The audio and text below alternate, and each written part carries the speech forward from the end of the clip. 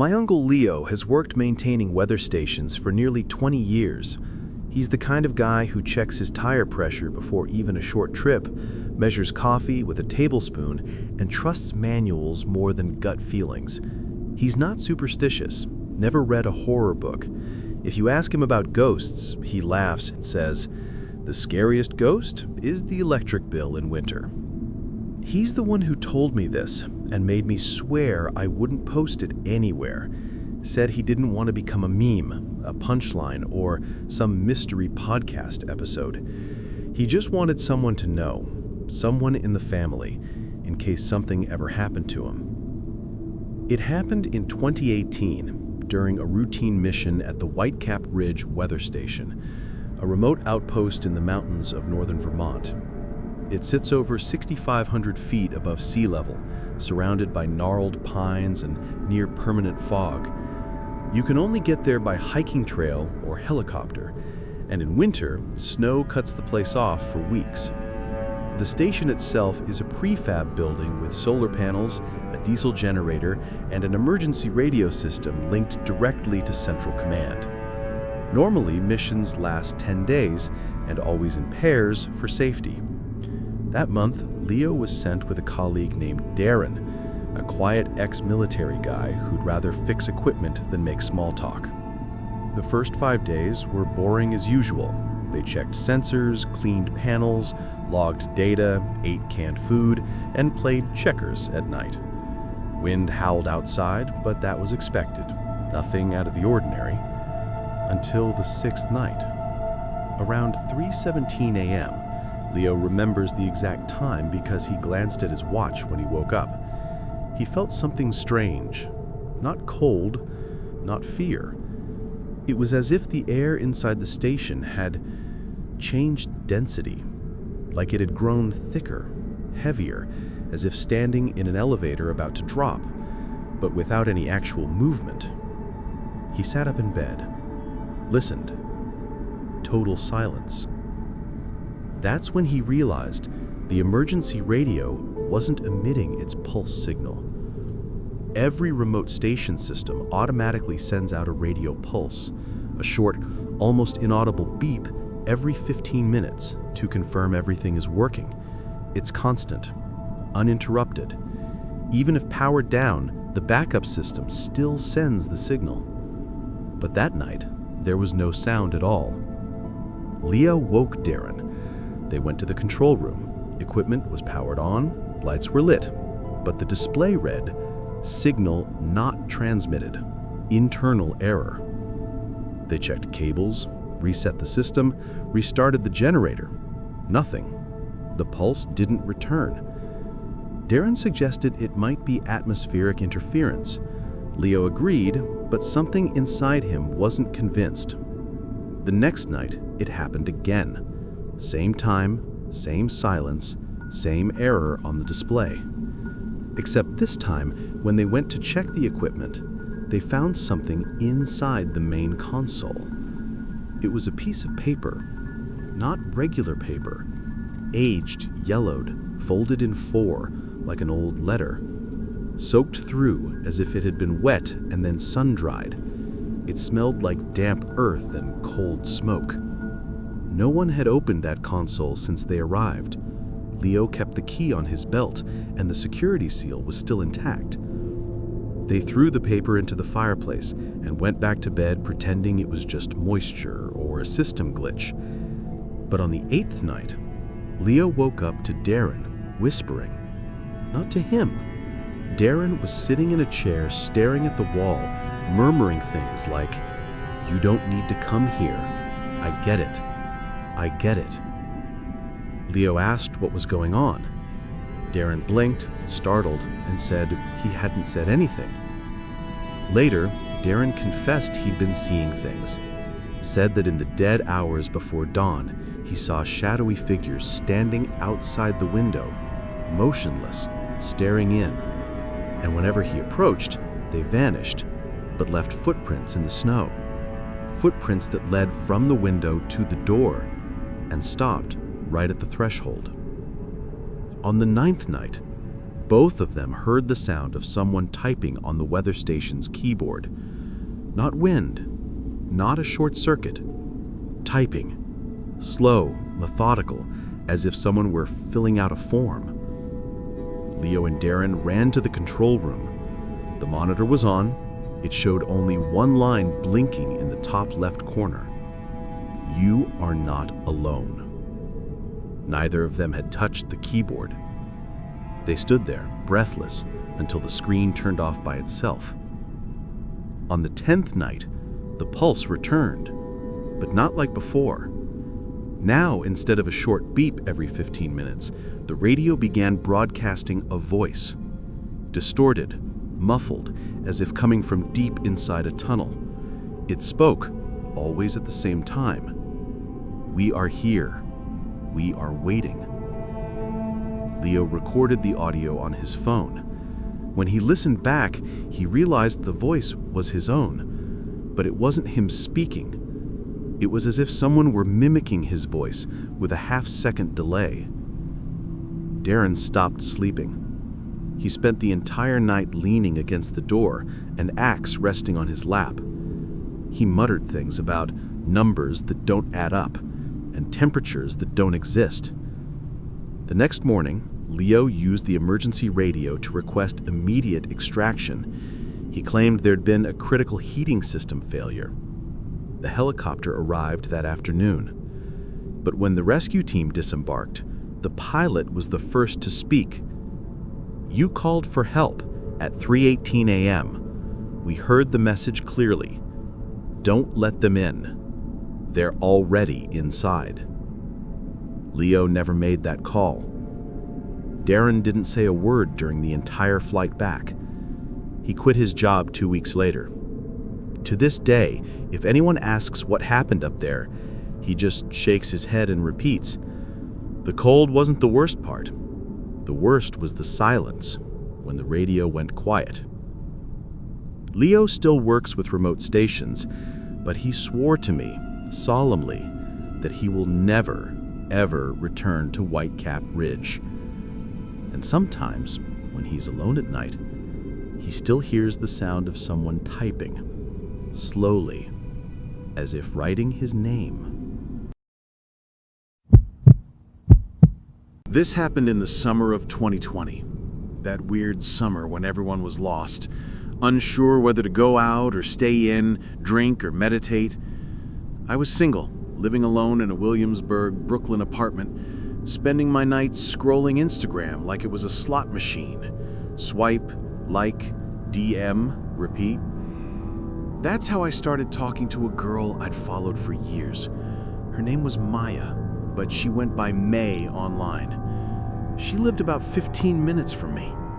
Worked in art, loved underground stuff, had that don't tie me down but keep up with me kind of vibe. On a random Wednesday night, bored out of my mind, we decided to hang out.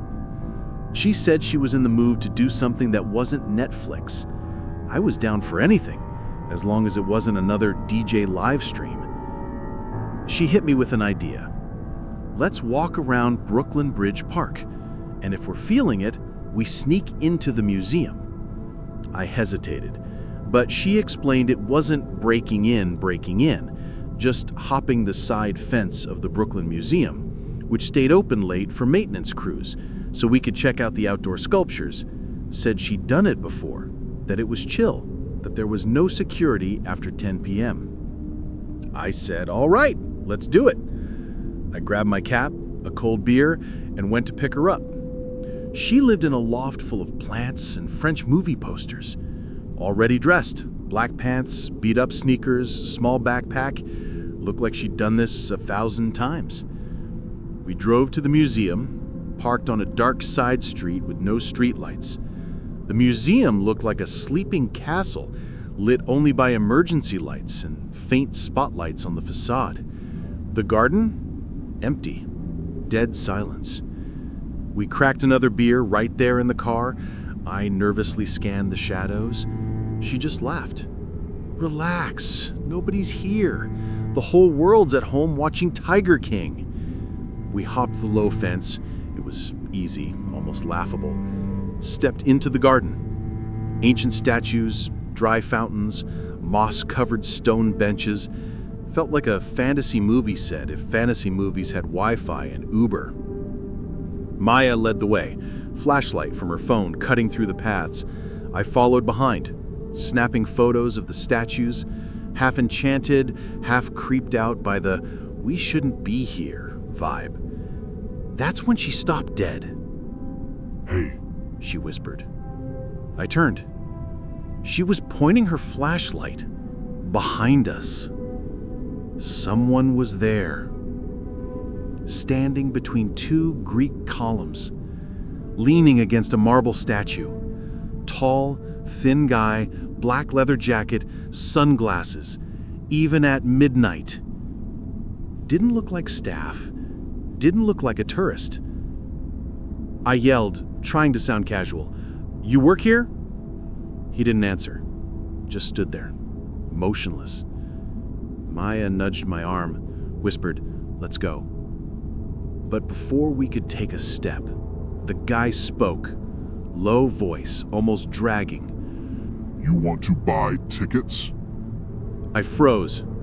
Not security, not a janitor. What was he? "No, man," I said quickly. "We're just looking around." He didn't push, just took one step forward. That's when I saw he wasn't alone. Two more guys emerged from the shadows, one on each side. Same black jackets, same sunglasses, same stillness. Maya grabbed my arm. "Move." We started walking, fast, but not running, trying to look calm. But with every step, we felt it. They were following us, matching our pace exactly. No rush, like they knew we had nowhere to go. I glanced back with the flashlight. All three were lined up like walking statues, keeping their distance. No smiles, no threats, just presence. We reached the fence. I jumped over first. Maya followed right after. That's when we heard it. "You forgot your tickets." The voice came from behind and also from above. I looked up. A fourth guy stood on the museum's balcony, leaning against the iron railing, staring down at us. Same jacket, same sunglasses. I locked the car the second we got in.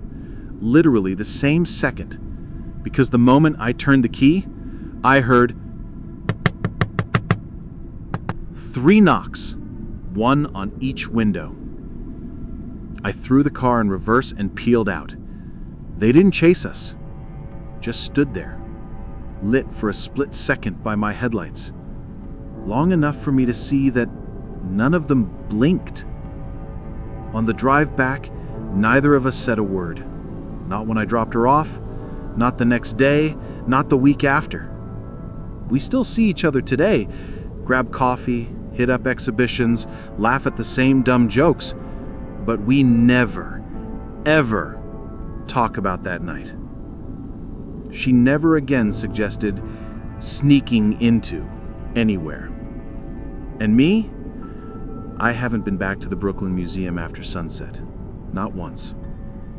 My friends say they were probably actors in some underground performance, or scalpers selling fake tickets, or worse, members of some creepy contemporary art cult.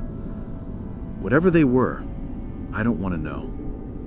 Because even now when I drive past there at night, I still glance at the garden and swear, sometimes, I see 4 shadowy figures standing between the columns, motionless, waiting, tickets in hand.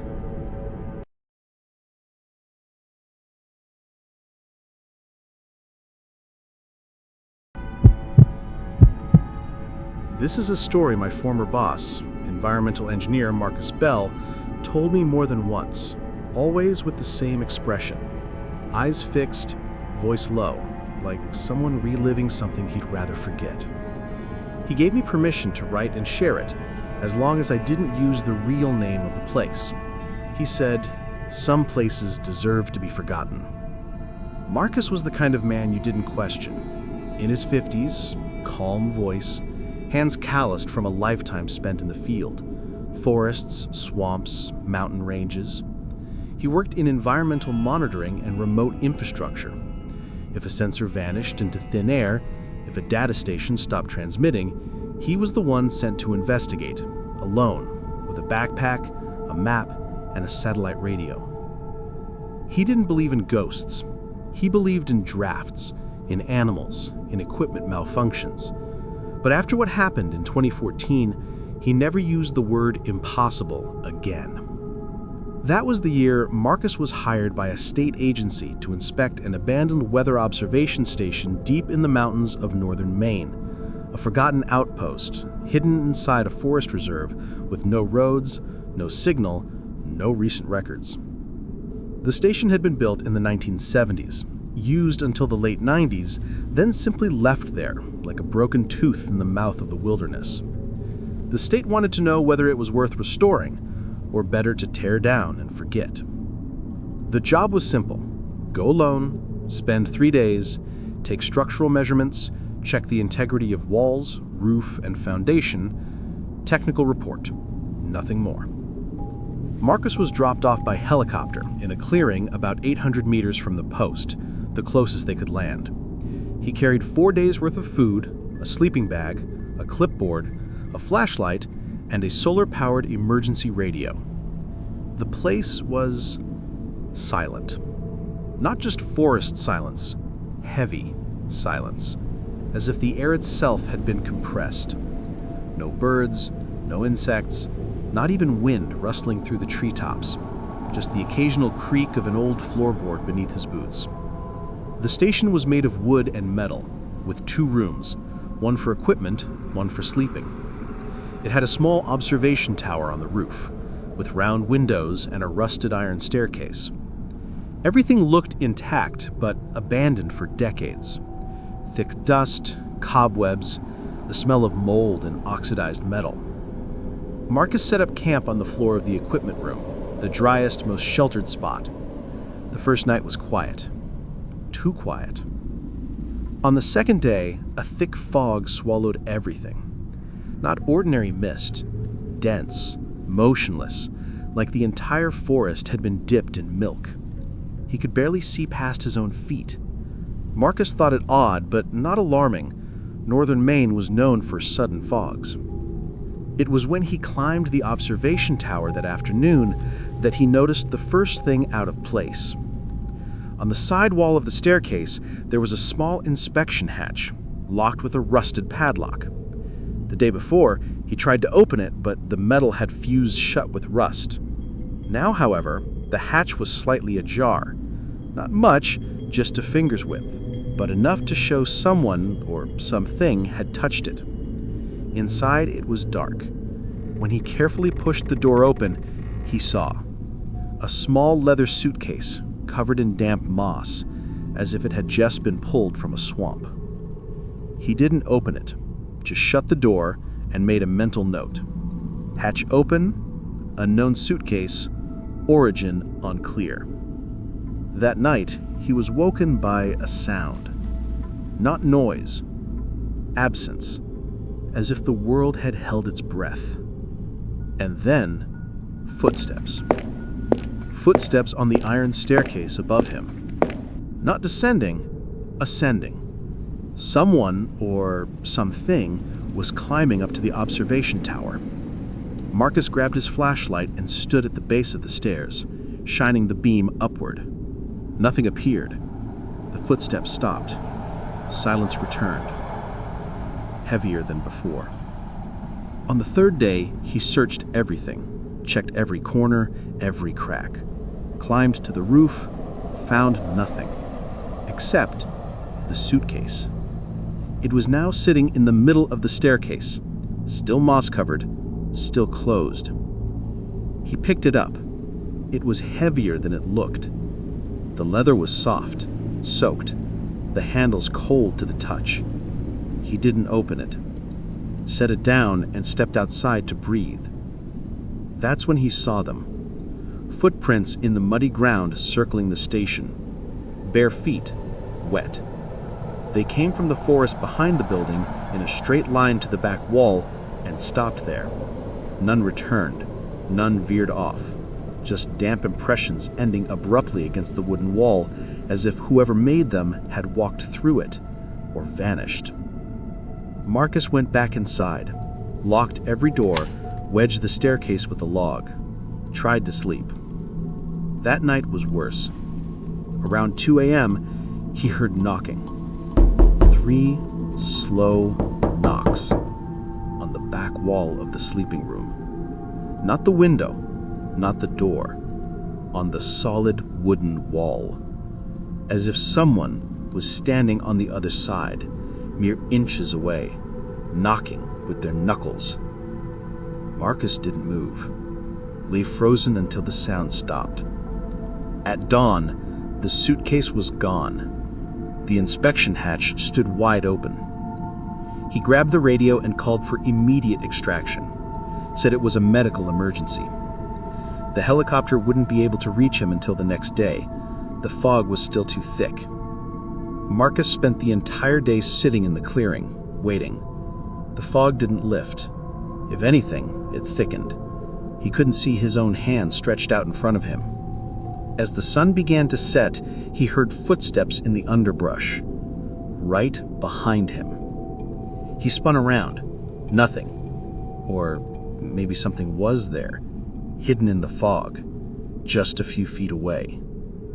He sprinted to the edge of the clearing and stood there, motionless, until he heard the distant whir of helicopter blades. He was rescued at dusk. The pilot, helping him aboard, asked, "You're white as paper. You okay?" Marcus only replied, "The station is unsafe. It should be sealed, forever."